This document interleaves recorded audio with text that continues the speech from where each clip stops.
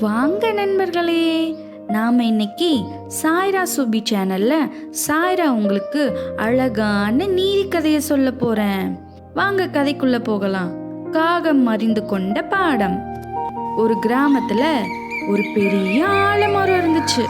அந்த ஆலமரத்துல ஒரு காகம் ஒரு அழகான கூண்டை கட்டி அந்த கூண்டுக்குள்ள நிறைய முட்டைகளை இட்டு அதை அன்பா பாதுகாத்துட்டு வந்துச்சு. அப்போ அந்த கூண்டுக்குள்ள ஒரு சின்ன ஓட்டை இருந்ததை அந்த காகம் கவனிச்சது.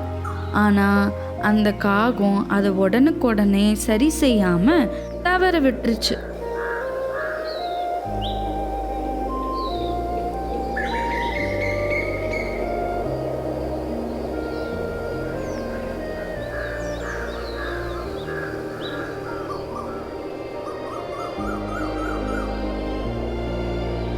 அடுத்த நாள் பார்த்தா எதிர்பாராத விதமா அந்த கிராமத்துல பலத்த காற்றும் மழையும் பெஞ்சிச்சு.